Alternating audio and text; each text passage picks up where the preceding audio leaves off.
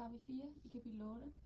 Vi har to spejle, som er placeret ind til hverandre med en vinkel på 90 grader mellem. Det vil sige, det er denne vinkel her, som er 90 grader, og vi har to spejle. Der kommer i opgave A lavet en tegning, der du nøjagtigt viser, hvordan lysstrålen, som træffer et af spejlene, reflekteres til det andet, og så spejles tilbage, når alfa er lig 45. Alfa, ser vi på figuren, det er den vinkel her. Det er til denne vinkel her, som er lig 45 grader. Vinklen, der kaldes alfa her, er vinklen mellem den indkommende lysstråle her og spejlet. Denne alfa er altså ikke indfaldsvinklen, fordi indfaldsvinklen var vinklen mellem den indkommende lysstråle og et indfaldslot. Her tegner vi et indfaldslot. Vinklen mellem indfaldslottet og den indfaldende lysstråle, den har vi her. Den indfaldsvinklen i det her tilfælde er også 45 grader, fordi 45 plus 45 er 90 grader, og vinklen her i alt er 90 grader. Det vil sige, at i vores eksempel her er indfaldsvinklen 45 grader. Der siger refleksionsloven, at den reflekterede lysstråle er lig indfaldsvinklen, som er lig 45 grader. Altså vil vores røde lysstråle, når den træffer spejlet, blive reflekteret og gå ud igen med en vinkel på 45 grader i forhold til indfaldsvinklen. Det vil sige, vinklen her er vores refleksionsvinkel. Den er lig 45 grader. Så fik vi lysstrålen til at gå nedover på papiret, og når lysstrålen går nedover, så træffer den spejl 2. For at finde indfaldsvinklen, når vi træffer spejl 2, tegner vi igen et indfaldslot her. Vi ser med simpel trekantsgeometri, denne vinkel var 90 grader, denne må være 45 grader, denne må være 45 grader. Altså er den nye indfaldsvinkel også 45 grader.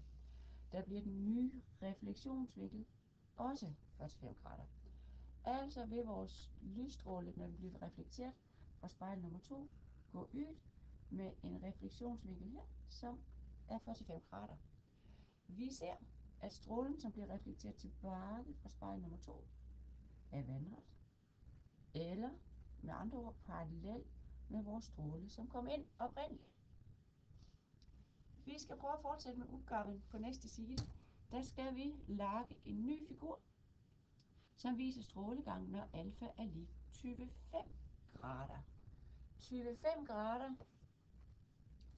på vores oprindelige figur her, der har vi, at alfa er lig 45 grader, men vi skal nu tegne den samme figur med alfa lig 25 grader.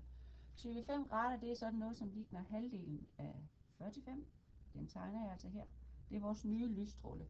Det her det er lysstrålen for forrige opgave. Den skal vi se bort fra her.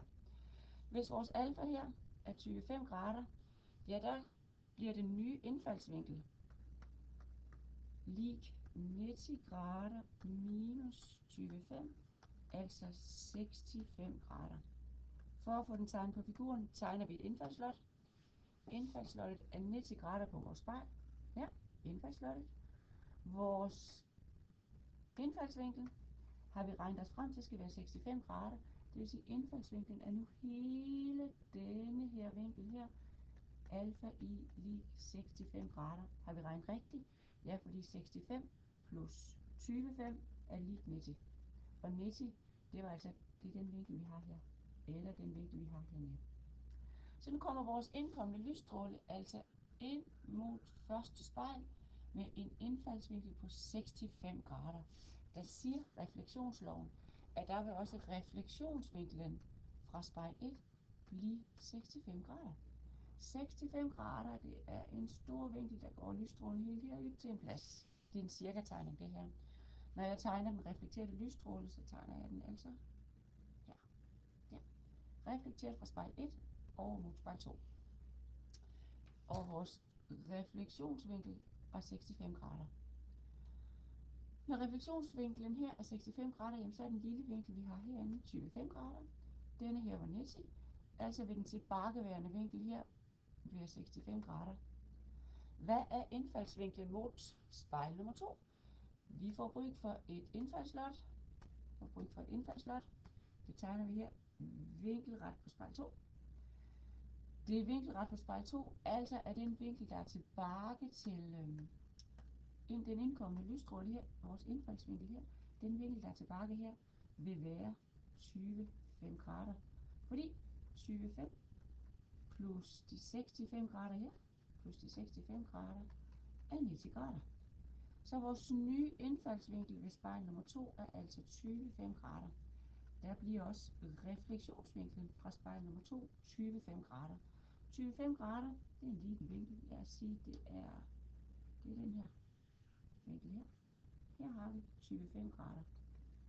Okay. Vi har altså fået vores indkommende lysstråle, som kom ind mod spejl 1 her. Vi har fået den reflekteret fra spejl 1, og vi har fået den reflekteret fra spejl 2. Vi har tegnet strålegangen. Vi ser, som der står i spørgsmål B i opgave 4, at den indkommende lysstråle og den udgående lysstråle her, de er parallelle lysstråler. Det var de også i opgave A. Her er de to lysstråler også parallelle. Og hvis det fortsætter selv og lager sidste vinkel, alfa lig 65 grader, det bliver noget sådan her. Alfa skal være 65 grader. Der vil det igen opdage.